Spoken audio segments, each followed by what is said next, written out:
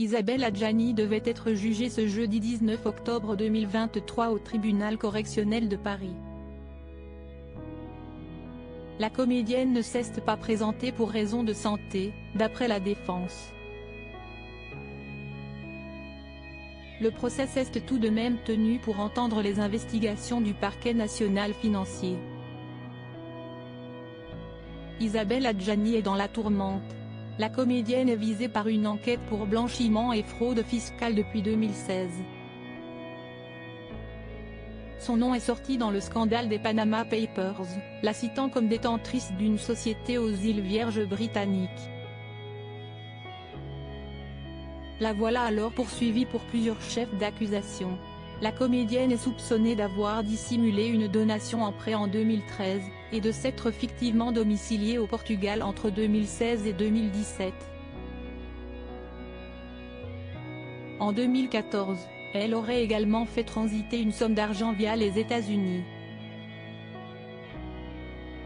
Isabelle Adjani a toujours clamé son innocence dans cette affaire. Elle a assuré être pleinement en règle tant à l'égard de l'administration fiscale française que de la portugaise et n'avoir aucune dette fiscale ou de que ce soit auprès de nos confrères du Point. Isabelle Adjani devait se présenter ce jeudi 19 octobre 2023 au tribunal correctionnel de Paris pour être entendue. Elle était pourtant absente à cause d'une pathologie aiguë l'empêchant de prendre l'avion, a fait savoir sa défense. Des propos repris par nos confrères du Parisien. Isabelle Adjani absente, son procès a été maintenu. Le tribunal a refusé la demande de renvoi du procès, car il n'était pas suffisamment établi que Madame Adjani avait réellement l'intention d'être présente. Si est donc sans elle que le procureur financier a commencé son réquisitoire. Le nom d'Isabelle Adjani importe finalement peu. Sa célébrité n'a été ni une raison supplémentaire ni un obstacle aux poursuites. Avant d'être une personnalité publique, elle est une citoyenne soumise à des devoirs, a-t-il rappelé. Il accuse l'actrice aux 5 Césars d'avoir pendant des années, et avec l'assistance de professionnels, cherché à diminuer au maximum sa charge fiscale.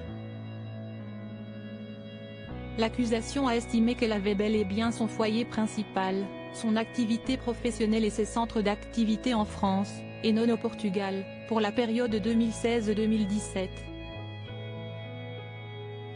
Selon elle, Isabelle Adjani aurait donc dû payer 236 000 € d'impôts sur les revenus en France.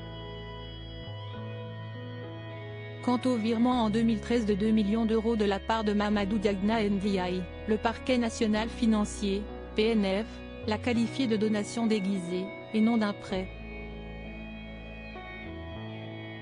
Isabelle Adjani pourrait aussi payer une forte amende. En effet, le contrat de prêt, pourtant signé par les deux parties, ne comporterait ni intérêt ni garantie. Pour l'accusation, ce document fictif aurait permis à la comédienne de 68 ans d'éluder 1,2 million d'euros de droits de mutation. Le PNF a aussi demandé qu'elle soit reconnue coupable de blanchiment, après le transfert, depuis une société basée à Hong Kong, de 119 000 € sur un compte bancaire américain non déclaré. Cette somme aurait ensuite été versée à la mère d'un proche d'Isabelle Adjani, au Portugal, pour acheter un bien immobilier. Le PNF a requis auprès du tribunal une peine de 18 mois de prison avec sursis ainsi que 250 000 € d'amende à l'encontre de l'actrice. Toujours selon Le Parisien, la défense devrait plaider la relaxe. Diaporama. Voir le diaporama.